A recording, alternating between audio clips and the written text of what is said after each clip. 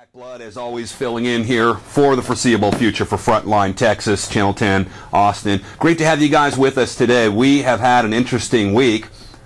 May you live in interesting times. That's the old adage, and that is certainly true where we're concerned. If you don't know who I am, I'm an investigative reporter. I'm a radio talk show host, and I publish DeadlineLive.info. I'm the editor there. We also write unique information, and I host the Jack Blood Show on American Freedom Radio Monday through Friday, 9 o'clock to 11 o'clock, Monday through Friday. We've got a great show for you today. If our video works, we're going to show you a bunch of footage, information on what is called chemtrails or aerosol spraying. Used to be that just talking about this would get you a ticket right to the nut house, even though it's just right over your head. And what I've said before is, you know, man has learned to look up and ask why and to venture out into space, and we've made all these accomplishments allegedly. But now if you look up and you ask why there's crisscrossing grids and giant X's in the sky, people think you're crazy. Well, maybe you're not so crazy, because we've talked to a number of scientists, we have them on film, who have tested and have seen the results of this massive spraying. And now more than ever, we know what is happening, what in the world they are spraying. So we're going to hopefully be able to play a little clip from the film, which I was in along with Mariel Hemingway and a bunch of scientists. Yeah, that's Ernest Hemingway's granddaughter. She's hip to it. And we've got Prince, we've got the artist formerly known as Prince, we've got Dick Gregory, the great comedian, and Beck, and so many others that are talking about it. And I think it's great that this is something now that's seeping into the mainstream and seeping into culture. It's just something you can't deny. And one of the reasons I wanted to do that with you tonight is this morning, as I live in Austin, Texas, I was listening to a morning talk show, kind of some of the filler shows that are on Saturday morning on KLBJ. And there's been a gardening show on there for years with the host. His name is John. And normally, you know, we listen because it's kind of interesting. You know, you'll learn a lot about, and you can call in and ask questions about how to plant your food. And he's very interested. In fact, this is what caught my attention this morning. He's very interested in telling people that you need to be planting your own food for lots of reasons, if for no other reason than the energy it takes to ship the food to you. Some people will call that sustainability. We'll call it, you know, reality, just being prepared and just being smart. You know, that's how this country was founded, and that's what we've been doing around the world for thousands of years. All of a sudden, now we've been hooked on grocery stores and Burger King. Sorry to mention them just as an example. They were owned by Bain. They're no longer owned by Bain, so I don't mean to pick on them. But, you know, we're so used to fast food and pizza delivery and going to the grocery store that we've forgotten how to grow our own food. So I was listening this morning to KLBJ, to the gardening show, and he's talking about that. And then he talks about the drought that we had, 100 days of 100 degrees or more. If you don't live in Texas, you can't possibly imagine just how nasty this is, just how hard it is to live your life, and how hard it is to keep the stuff in your yard alive, from animals to vegetation to maybe your gardens and your food. It was really, really tough. And frankly, we almost ran out of water here. It was way worse than they ever told you. This is the worst drought in recorded history this last summer. We're hoping this doesn't happen again. Then all of a sudden it started raining. So the talk show host on KLBJ this morning with the gardening show is talking about how people would go out in front of their houses and look up and just basically pray for rain. Interestingly enough, when we were in South Dakota with the Lakota Indians, we saw their rain dance, and it not only created rain but hail in seconds. Now, maybe it was a coincidence, right? But people were out in front of their houses during this massive drought here in Texas in the summer of 2011. They're just praying for rain almost. Please, please let it rain. And while they were looking up, they saw these giant, and this is what this talk show host says, and it just blew me away. I'd never heard him say anything like this before. It shows where we're going, that people are now openly talking about these things, how much we've accomplished, that he feels safe enough to do this without people thinking he's crazy. And we've seen whole groups of people, when this happens, you know, all looking up. What is that? It's not normal. I'm just told we're not going to have the video for you, so I'll describe it for you, and maybe we'll get it on next week. Certainly all of this is on my website at DeadlineLive.info. So back to my little story here. So we're listening to the gardening show. And he starts talking about the giant grids and how this would spread out into little clouds. And it got my attention. And I got on the phone and I called in. We did about a 2-minute segment on that show this morning, telling them kind of what we're going to tell you today. So that's why I want to talk about aerosol spraying, geoengineering, chemtrailing, if you like. It's called chemtrails because there's chemicals in it, but there's chemicals in the planes, just a regular plane, where the contrail just dissipates like they used to, right? They don't do that anymore, and there's a lot of information to this, including the fact that our atmosphere is creating this high conductive atmosphere, which we've never seen before. In fact, most of the scientists say it's roughly 5 times, our atmosphere, our skies are roughly 5 times more conductive than they've ever been. And this has also increased the lightning. Now, one of the stories I told, if we could have played the clip and you'd listen to, and I'm talking to Mike Murphy, who is the director and producer of What in the World Are They Spraying, and then now soon Why in the World Are They Spraying. He mentioned that. It really caught my attention that there's a lot more lightning than there used to be. And I think most people would agree with that. In fact, I've almost been hit by lightning 3 times in about the last 7 or 8 years, and 2 times here recently, and 1, I think, just a couple of weeks ago. And what woke me up this morning to hear this show, believe it or not, was a near lightning strike right in our front yard. And we had a tree taken out in our backyard. So, you know, maybe this is normal, maybe it's not. Maybe it's a part of climate change or global warming. I'll get there. Maybe it's not. All I know is that I'm running from lightning quite a bit, and I'm not making it up in my head. This is really happening. I think a lot of you watching tonight or watching the rebroadcast of this will, if you start thinking about it, will go, God, I don't remember this much lightning, this much powerful lightning, and that is because of the high conductive atmosphere, which is, they say, and this is what our scientists are saying now, is because of this aerosol spraying. There's a lot to aerosol spraying. It could be any number of reasons why, and the clip that we might have played for you tonight, it's myself and G. Edward Griffin, who wrote Creatures from Jekyll Island and has Freedom Force International. Please go check Freedom Force International out. They're just a great international organization that keeps things very, very simple for people in order to know what to do about all of this stuff. And he picked this up a couple of years ago, and I was really proud of him to do that, because it's not something, you know, if you want to be credible, that you talk about. Of course, I don't care about being credible, obviously, so I do talk about it. But one of the things, you know, I was mentioning to him was that, like everything, this is cost-benefit analysis. It's not one thing that is gained by aerosol spraying. It's many things, many things, right down the list. And what we begin to figure out is we can see how this form of geoengineering or weather modification makes a place like Texas very, very dry.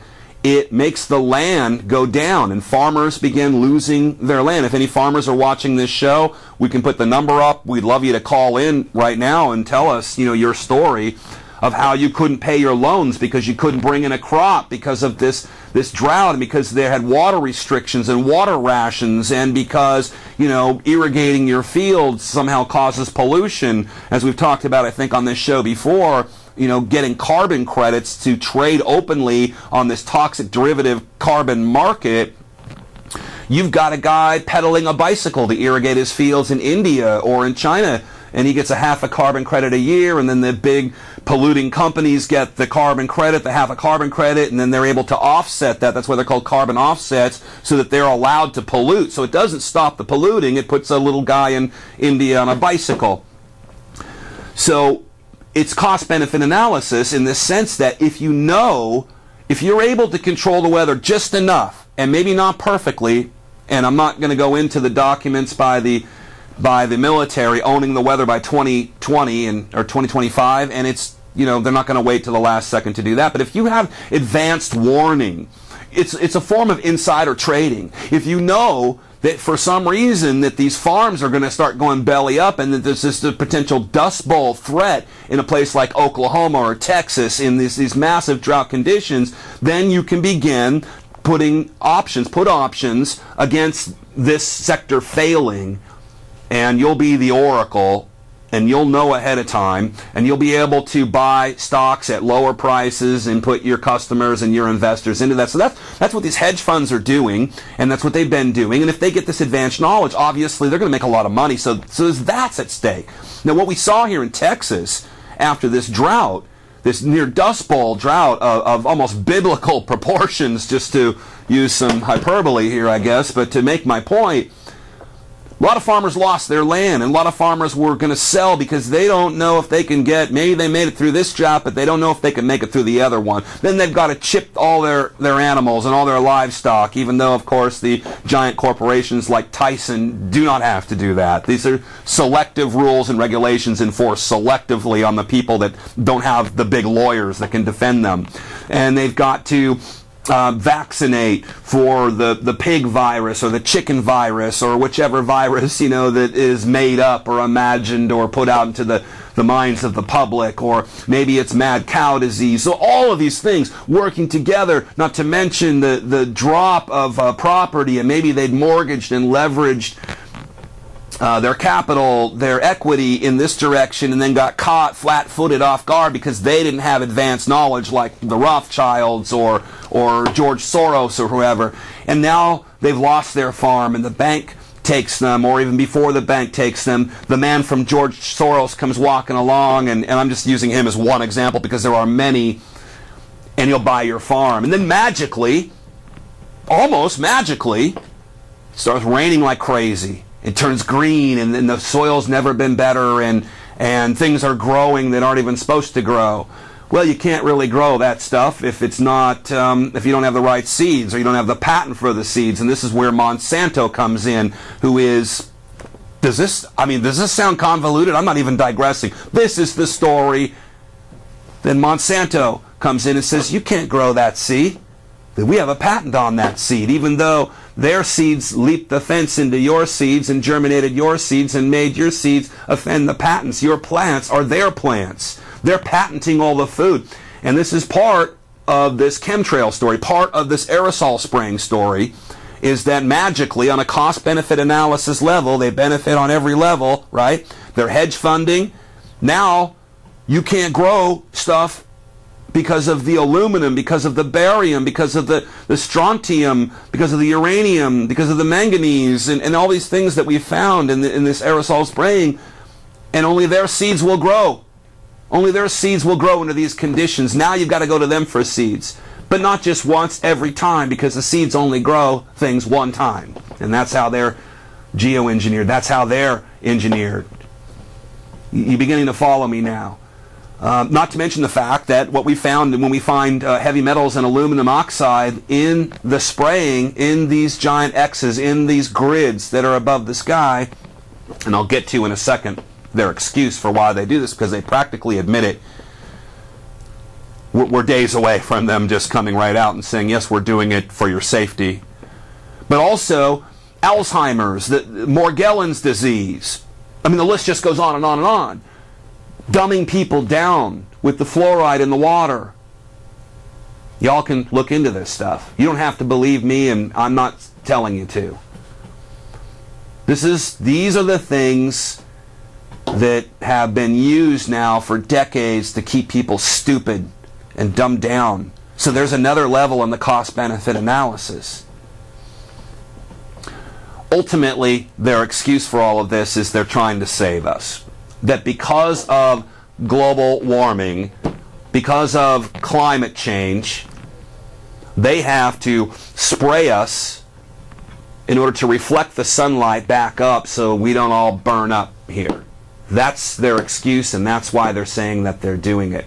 Now also, other people have talked about, well, what are they spraying? Because we don't really know all of it.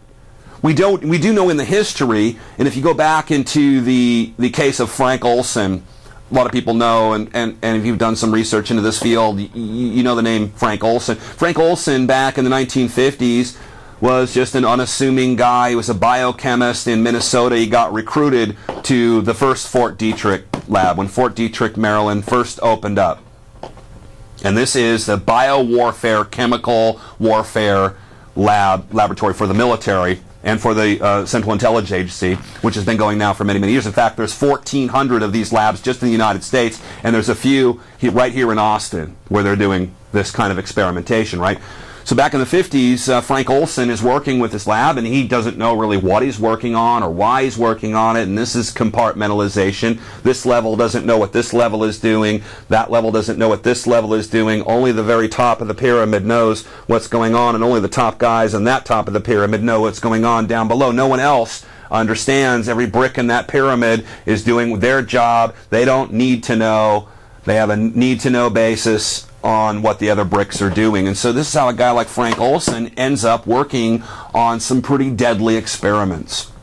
One of the experiments he worked on, I don't have the exact information for you, but it's in a great book by Hank Albarelli entitled "It's a Terrible Mistake." He cracked the case of what really did happen to Frank Olson. The cover story for that was he took some LSD and they had experimented with him. Sidney Gottlieb, all these guys involved in the Sidney Gottlieb, that guy lurks around just about everywhere, and he was directly implicated in assassination plots around the world. He'd be the guy that would put the chemicals in the dictator's toothpaste and then he would suddenly die. We see a lot of this happening right now, including maybe the case with Andrew Breitbart here just a couple of weeks ago, people assuming heart attack gun or chemical or some kind of Sidney Gottlieb Fort Detrick chemical.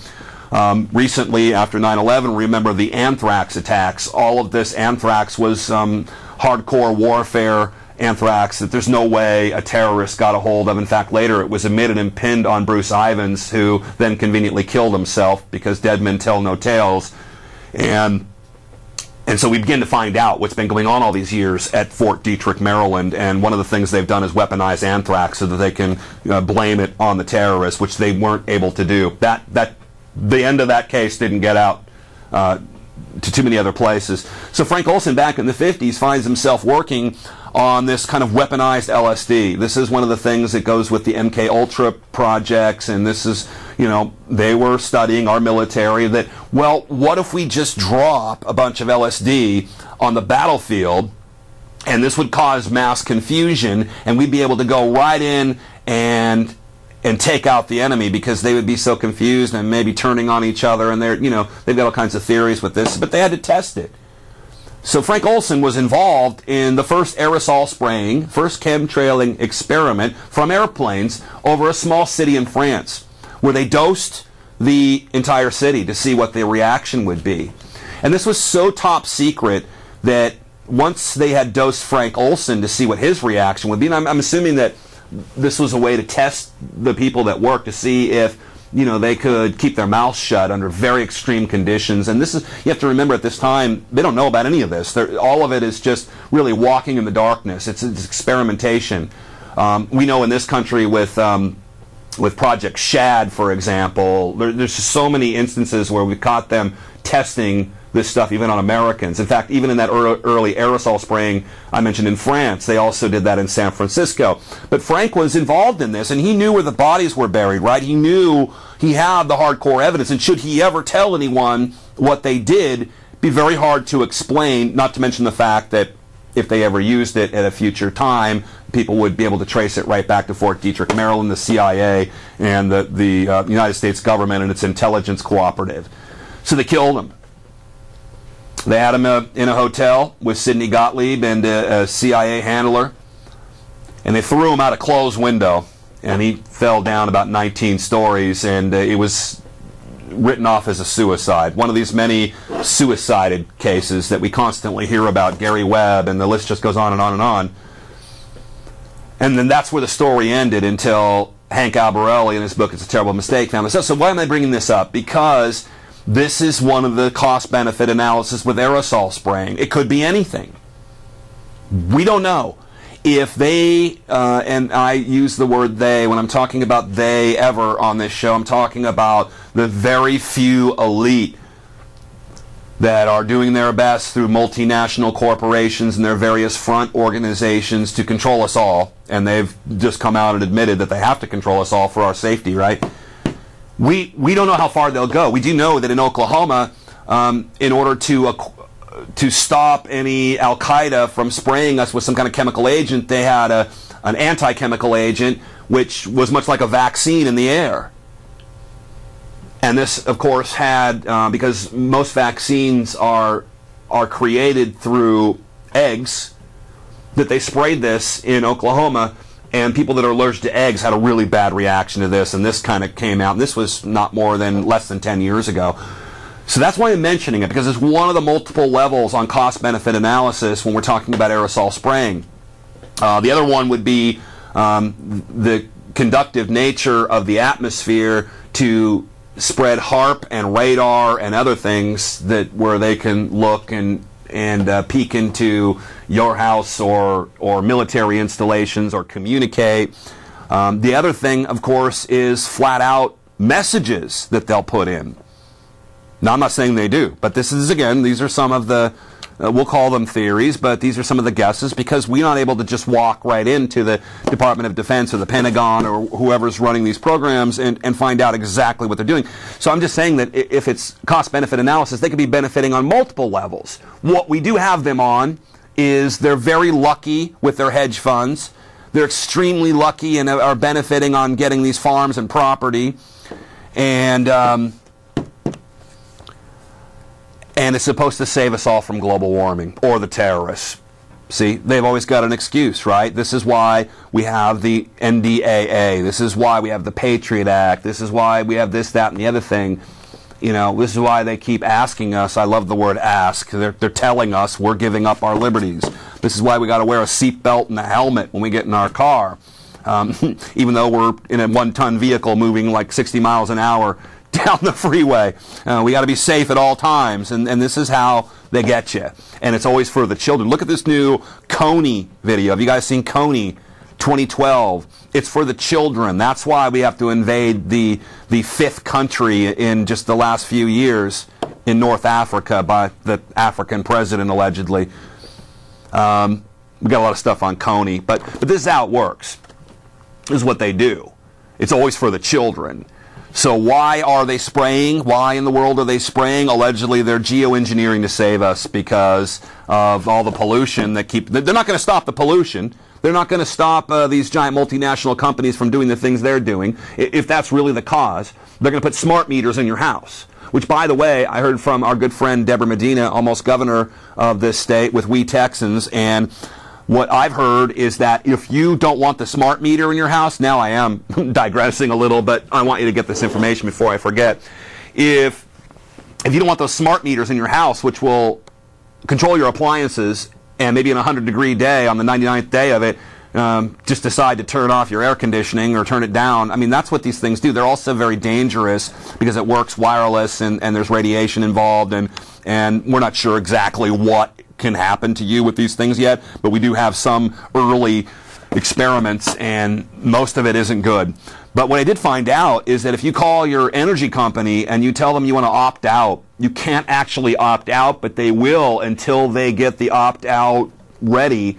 They will be able to put you at the bottom of the list for the smart meter. So you won't be the first one to get it. You'll be the last one to get it. And what we're all hoping, I hate that word hope, what we're all going to do, let's just be positive about this. What's going to happen is that we will have an opt-out on this, and you will be able to opt out. But in the meantime, you can put yourself to the bottom of the list. So these are all things you need to know about. We were talking about vaccinations a second ago. Just by implication, you can get a waiver. If your kid goes to a public school and they're trying to force vaccinate your child, you can get a waiver. We've got one.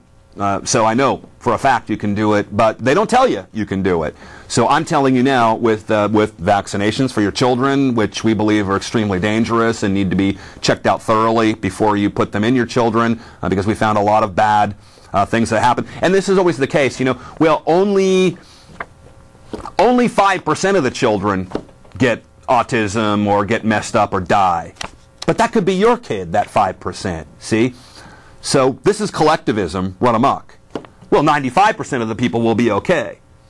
Well, we can do this with the economy, and who cares about the, you know, the poor or whatever, because 95% of the people will be okay because we got to manage the economy, that being the Federal Reserve. So there are waivers now, and you can opt out of some of this stuff. The same thing with the Gardasil that almost went through here, thanks to Rick Bilderberg Perry, our so-called governor, our MIA governor. Where are you, Rick? We haven't seen you in years, so we haven't seen you in a long time. I guess we're paying to keep you out of here so you can campaign for Newt. I think that's a pretty good deal. Personally, we're getting our money's worth. But same thing with the Gardasil vaccine, that there was an opt-out, allegedly, but they just didn't tell you that. You'd have to go, force your way through all of that. So getting back to the aerosol spraying, and now I'm verbalizing all this because we did have a lot of video with you, for you on this. We're talking about cost-benefit analysis, all the different things that they can benefit with. Now there are there's some legislation which talks specifically about aerosol spraying, and what in the world are they spraying? It's free on YouTube. It's a great video. Right now they're creating why in the world are they spraying, and you can get in on that and order those ahead of time if you want to be the first to get them. I'm not telling you to buy them, certainly not on this show. And there's also Cliff Carnicom's Aerosol Crimes, which I think is really, really good as well. And there's some other stuff that I'll remember. Maybe I can lay on you. But there's some precedent for this. One is Dennis Kucinich Space Preservation Act. Another one is K. Bailout Hutchison's Senate Bill 601, that's the Weather Mitigation Research and Development Policy Authorization Act. Now, a lot of people will say mitigation, it's just in case there's a disaster. Well, what are you talking about? What are you going to do with the weather if there's a disaster?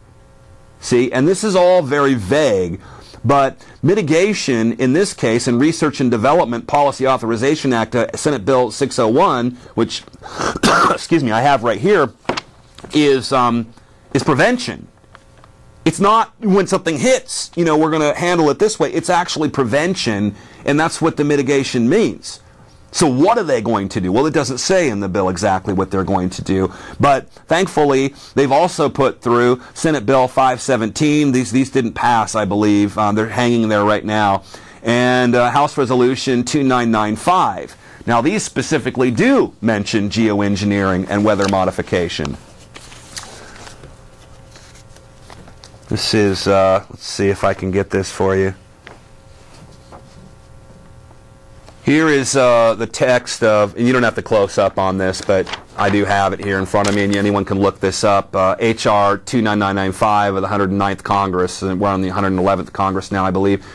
Weather Modification Research and Technology Transfer Authorization Act of 2005 to establish the Weather Modification Operations and Research Board, and for other purposes in the House of Representatives. Now, if we look at something like the Patriot Act and the NDAA and this warrantless wiretapping, the drone program, the list just goes on and on and on. We'll see that they've been doing this stuff for a very long time, but at some point we start figuring out what they're doing, and they've got to make it legal somehow. Again, reminiscing and remembering that the Nazis, everything they did passed through. It went through legislation. It went through Parliament. These were laws. Unconstitutional, yeah, maybe in this case, but they're laws. So what happens is once you kind of catch them with their hand in the cookie jar, they start putting the laws together to make sure to cover this. So it's not like they're going to do this, and this was, again, put out a couple of years ago, back in 2005, but they're doing it. And they're trying to justify it by using legal mumbo-jumbo here. Mr. Udall from Colorado, Good Mormon, introduced that bill, the bill I just mentioned, Weather Modification Research and Technology Transfer Authorization Act of 2005, to establish Weather Modification Operations and Research Board and for other purposes, being enacted by the Senate and the House of Representatives of the United States of America, Congress assembled. The act is cited the Weather Modification Research Technology Transfer Authorization Act. It is the purpose of this act to develop and implement a comprehensive and coordinated national weather modification policy, national cooperative federal and state program of weather modification research and development. Now, here's the thing you have to understand, is they've been doing this for a very, very, very long time. At least since the 50s, as I mentioned, definitely became more sophisticated in the 60s and 70s. They used it in Vietnam. You can go look it up. China used it before the Olympics. If you look at My Name, Jack Blood, and Chemtrails, The Final Verdict, you'll see a report that we wrote years ago with pictures of all of this, because it's all admitted. This is the thing. I mean, it's all admitted. To what degree they use it and how they do it and why they're doing it, this is some of this that we have to speculate on. But right here, they admit they're putting the they're putting that through. And I could go in and read you all of the minutia on and on and on that particular piece of legislation. Also, as I mentioned, the K bailout Hutchinson bill, Senate Bill 610, the Weather Mitigation Research Development Policy Authorization Act of 2009, Section 5, establishing in the Geosciences Directorate of the National Science Foundation, the NSF, the Weather Mitigation Research Office to establish and coordinate the National Research and Development Program on weather mitigation. So here, mitigation being used to preemptively attack the weather in order to save us. Now, wouldn't it be nice? Wouldn't we like to think that if a big hurricane is going to slam into Texas, because we're in Texas, or New Orleans for that matter, that they could use this this mitigation research to turn the hurricane out back into the Gulf and so it doesn't hurt anybody. Well, or at least their oil platforms, right? Their customers. But the fact of the matter is, if you look at Katrina and you research a guy named Scott Stevens, who was an NBC weatherman for many, many years, he'll show you in a diagram of how some of these hurricanes were already turning out to the Atlantic Ocean and would come back and slam into Florida, slam into the Gulf. So the fact is, we believe that they are actually mitigating the safety of the natural occurrence of the hurricane, which would roll out to the Atlantic, instead curling it back. And why? Because if you know that's going to happen ahead of time and you hedge on that and you buy low or you sell and then you go back and buy low, you're going to make a lot of money. And you're also going to be able to dump a lot of money into FEMA. You have to remember that these geoengineering programs are soaking up billions and billions of dollars of black budget money that comes from you. Well, not from you, from your children and grandchildren, because we're not paying for anything. They're getting the bill for all the things we do today. And then, of course, as I mentioned, there's Dennis Kucinich, who was just bumped off. No, he's still alive, but he just was taken out as they redistrict him, one of the few good guys, for the most part, in Congress, along with Ron Paul. And Nancy Kaptur took over his district in a landslide victory where we think electronic voting machines were used. Dennis Kucinich made a deal with Obama on health care. That deal was reneged on. He was stabbed in the back, and he will not be a congressman anymore. And one of the reasons why we like him is H.R. 2977, naming chemtrails as an exotic weapon in his Space Preservation Act. And after years of denial from the government, military, environmental agencies, the reality of the controversial issue regarding the covert programs known as chemtrails has been acknowledged. On October 2nd, 2001, now remember, this is just days after 9/11, Congressman Dennis Kucinich of Ohio introduced H.R. 2977 during the first session of the 107th Congress of the United States.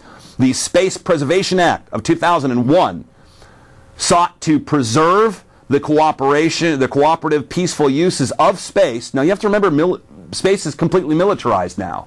And China is doing it. Russia certainly has done it. India is working on doing it.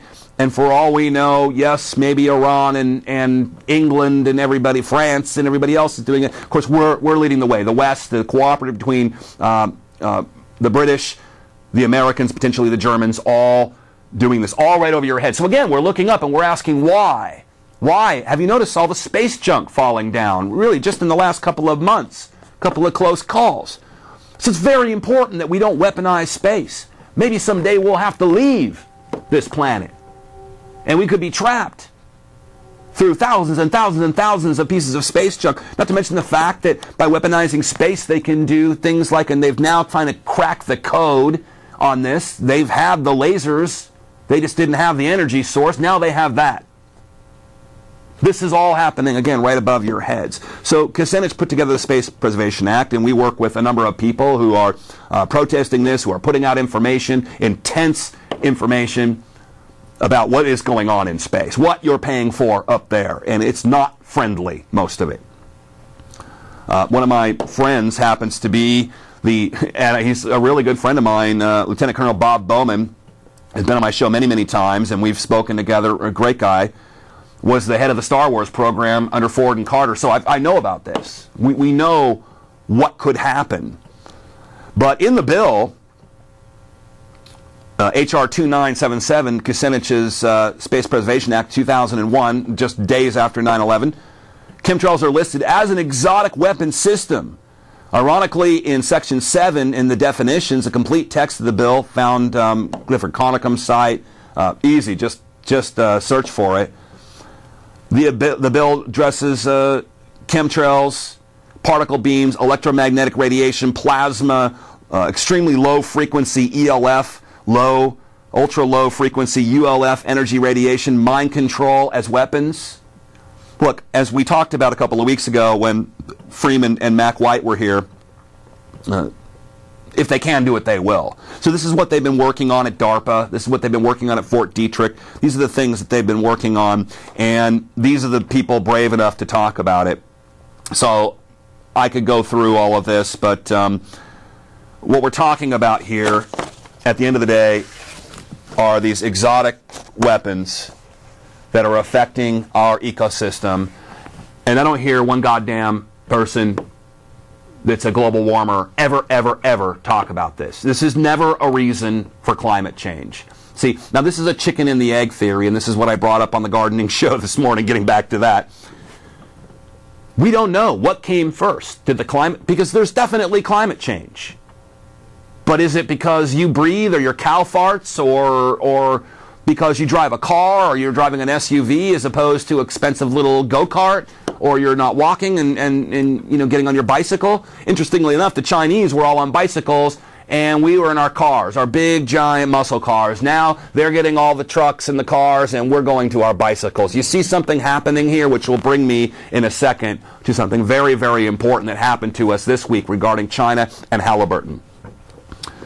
As far as the chemtrails go, one of the clips we wanted to play you is that we found manganese. Manganese, barium, aluminum, strontium, uranium.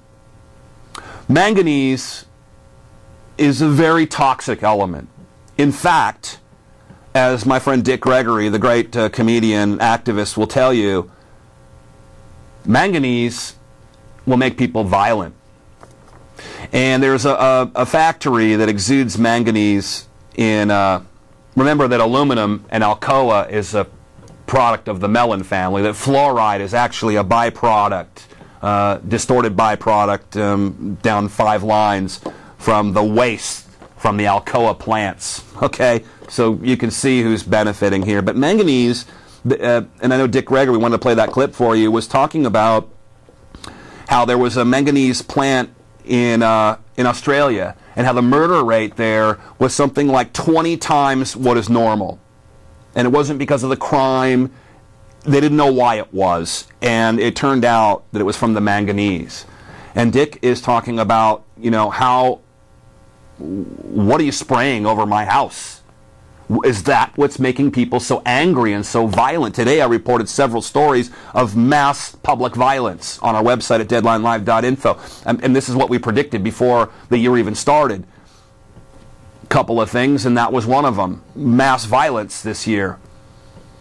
Could it be because of the manganese that's being sprayed on us? Could this all be unintended consequences? They're just trying to help us, but as always, they're playing God, and it got away from them. The jet stream was changed somehow, and that created a chain reaction that began affecting the weather all around the world.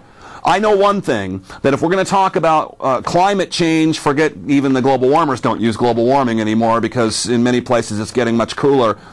But if we're going to talk about climate change and we don't talk about weather modification and geoengineering, then we're not having the full debate and the full discussion. And this very well, again, with the chicken and the egg, could be what started it. Now, there are also multiple bills, including H.R. 895, getting back to Monsanto. Again, reminding you that Tom Vilsack, the Monsanto man, is Secretary of Agriculture under Mr. Obama. Also, H.R.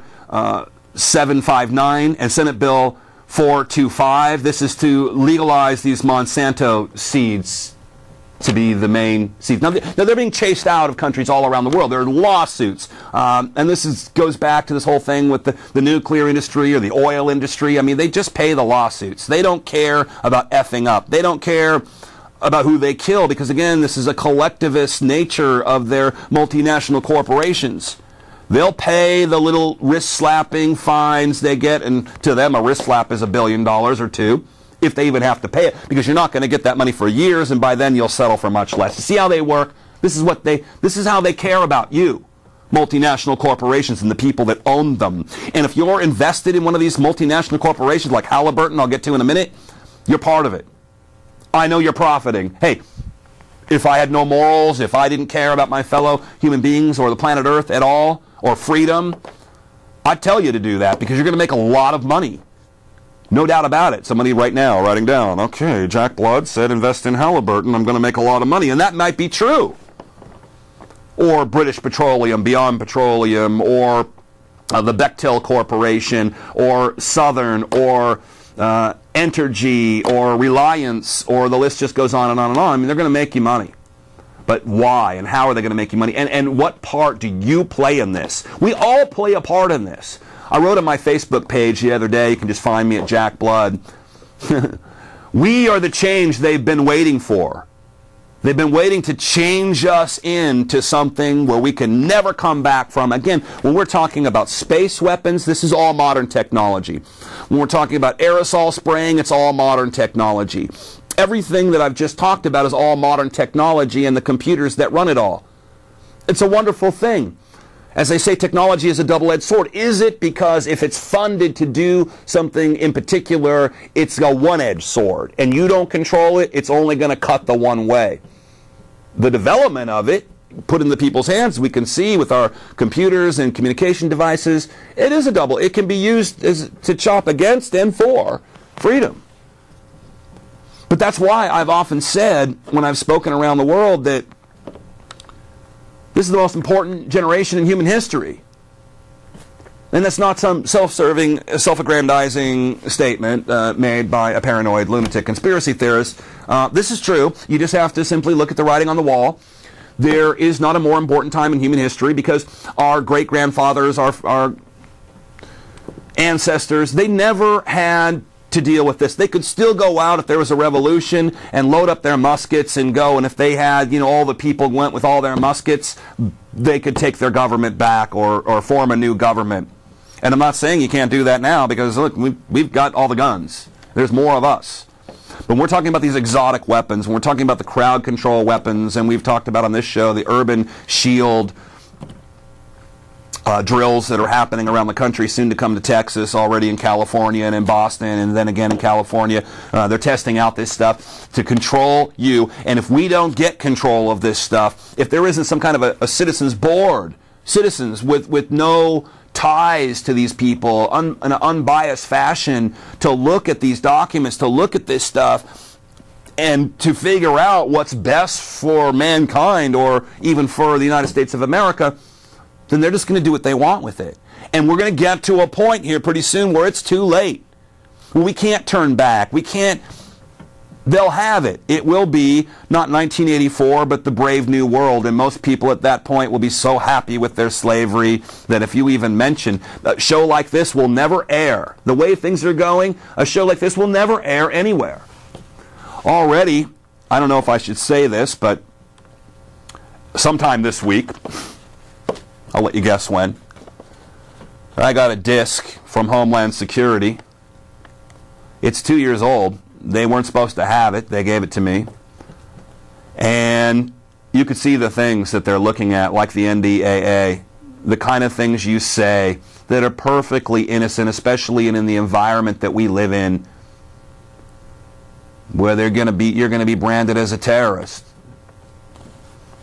And there'll be a time when there are so many people that are sucking off the government tit, so to speak, that you won't have anyone to help you. And this is the time. That's why I started the show today. It's interesting times we live in. This is the time.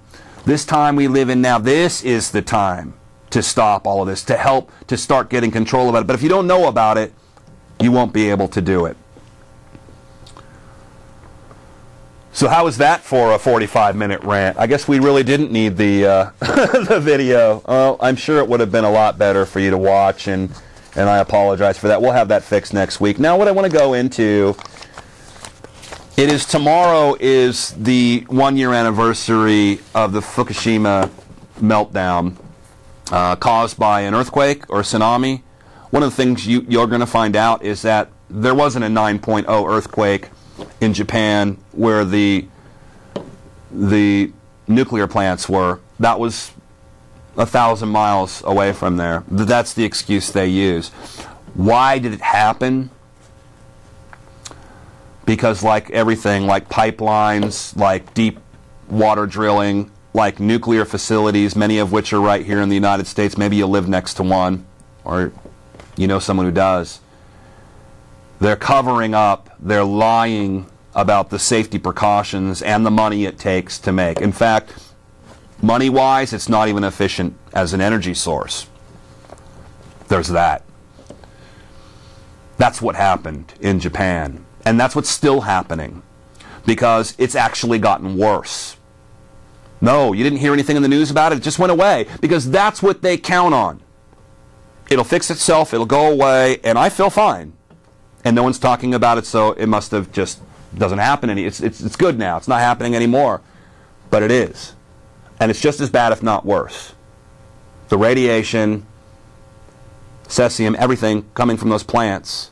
It is the worst meltdown in world history by far. It's worse than the worst meltdown times 5, and it's still happening. That's what one thing you could take away from this 1-year anniversary.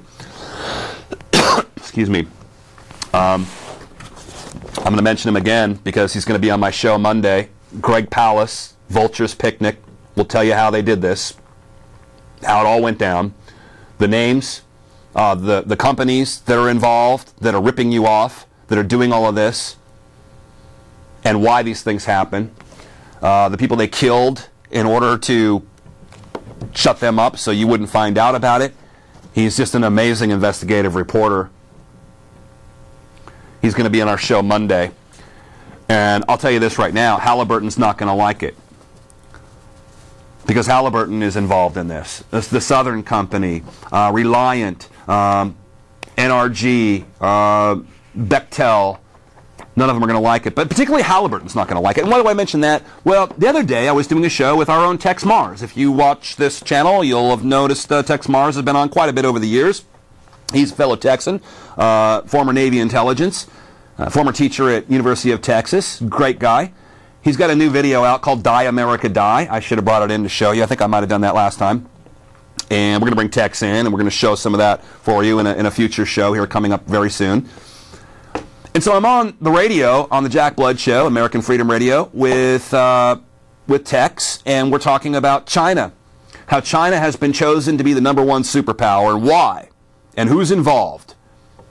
Mentioned many names, and I can't bring all that to you. You can go listen to the show on my website. We archive all of our work there. And then we began talking about Iraq, why we really went into Iraq. As Greg Pallas will tell you, and as we found out through many other researchers and our own research, wasn't to get the oil and pay for the war and to free the Iraqis and to stop terrorism. I think all of that's been debunked. Just get the weapons of mass destruction. But all of that's been debunked. Let's face it. We all know that's not true, right? I'm sure some of you, when we were saying that beforehand, and as I said on my radio show the other day, I'm not the smartest guy in the room. I'm actually one of the dumbest guys in the room, and I can figure this stuff out. So there's no excuse for our media and intelligence, with all their money and resources, not to know this stuff. There's no other excuse, and they're covering it up. How did I know that there weren't going to be weapons of mass destruction? I definitely digress. So Tex Mars and I are talking about Iraq. And I mentioned, I think, how, because we were told that this was going to pay for it, and they were going to throw flowers at our feet, and we were going to be welcomed, and we all know how that worked out, but the oil was going to pay for all of it. No, it didn't. Trillions of dollars later, that's on your bar tab. Expensive drinking, right? And we're talking about, well, so they shut that down in order to control the world oil flow, which, this controls the price of oil, that and some hedge funding and some other stuff. But mainly, this is what we put out, and then we cut the spigots off, and now it costs you more. That's why it costs you more. one of the reasons, besides the subsidies, the war tax, the surveillance tax, and everything else that goes with it. And Tex was talking about how, Halliburton's doing this, and this is because of China, and that you can buy a barrel of oil in Iraq for $2 a barrel, and then go sell it to somebody else for, the going right now is, I believe, like $110 a barrel. Totally unsustainable, by the way. But then again, maybe not, considering the fact we've lost 30% of the value of the dollar, which is pegged for world currency, just in the last 10 years. You didn't notice that? 30% of your money, gone. Are you making 30% more? That's supposed to be the theory. Didn't work out for me that way. And right in the middle of talking about Halliburton, Iraq, China, and oil, all of a sudden, I've got a custom-built antivirus thing for my computer, and it pops up a window and it goes, okay, someone's trying to get you. And this happened before, and I was on the air and I ignored it. I lost my computer. I was never able to recover it. It's complicated, but some of you know about computers, know how this works. And so this time I'm going to shut it down. But before I shut it down, I'm reading what it's saying, what it's sending me. And one of the things it's sending me is child porn malware. Yeah. They want to get you for something like that, they can put it into your computer. Well, that's what they were trying to do to me, as well as destroy my computer. And I begin to see other various forms of viruses, Trojans, and malware. And I kept it going just long enough as it was downloading in. It hadn't finished to get the IP addresses of the people that were doing it to me. And this is no shit. I traced after the show, I shut it down, I rebooted my computer, I saved, everything was working fine. They didn't get in, I hope. But I took the IP addresses of the offenders. These cyber terrorists. Am I yelling again? See, we're being told that we've got to give up all of our rights on the internet, and we've got to have the internet taken away from us, and the sheriff is coming into town. I wish the sheriff, Homeland Security, is coming into town to protect our internet so these evil cyber terrorists don't come and get us and destroy everything, right? Who are the cyber terrorists? Well, I tracked the IP addresses, and I found one of them, ChinaNet, at the Chongqing Province Network. Okay, that's ambiguous enough, right? China, we were talking bad about China. They didn't like us, and just at that very moment, they sent me nasty, nasty, no pun intended, viruses. Then I looked at the second IP. I have this information on my site, 34.104.159.117. Corporate, the Halliburton Company in Houston, Texas. So who were the cyber terrorists that day on me? Who didn't want you to hear what me and Tex Mars were saying, Tex Mars and I were saying? China working with, at the exact same moment, Halliburton in Houston. I don't know. Do you want to focus in on this, Steve? I mean, maybe we'll get in trouble. I don't know. If Halliburton doesn't like what I said on Thursday's show with Tex Mars, archived, I believe it's the 8th. Yeah, that's fine. It's on my website. You can find it. Go look for, on our archive section, the Jack Blood show, March 8th, and I've put this information up there to prove to you that this happened, and I guess I could have made it all up, but, and there's that. I don't expect you to believe me or trust me, but trust yourself. And you can hear the information that we were talking about. We can hear the names, the crimes that we were naming right when this attack came. And so, as we're winding down the show here today, I can tell you one thing about Halliburton. They're really going to hate the show we do on Monday.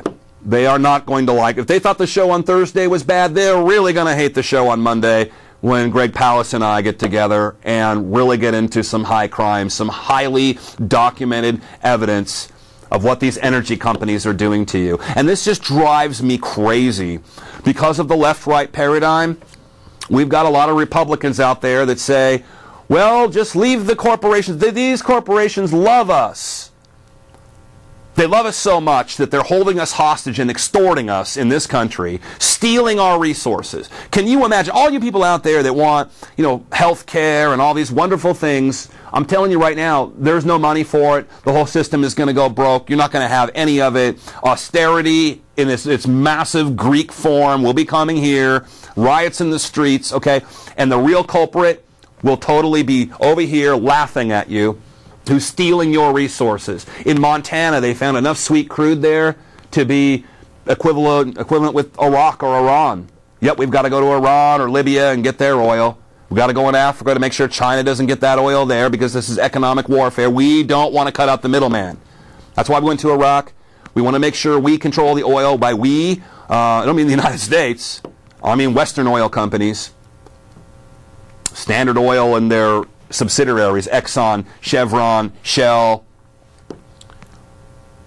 They didn't want the middleman cut out, because our military have become, as Smedley Butler said in his speech and in his essay, War is a Racket, corporate security forces for the Rockefeller Foundation.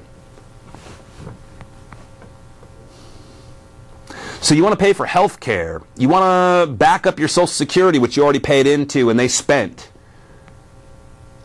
You want to live a decent life in this country or anywhere else, and you're, say, in Montana or Texas or Louisiana, you get that oil, and you make a deal with them. You don't let the government make a deal. You don't let politicians make that deal, who are getting paid for the back door under the table, and I do mean the back door.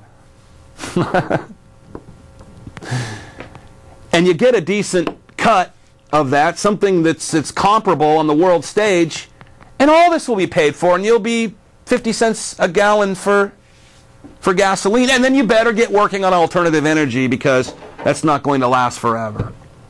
Those are solutions. Those are solutions that you can make happen, if you're willing to go the extra mile for it. So yeah, Halliburton's not going to like the show we do on Monday, and Halliburton's never liked us.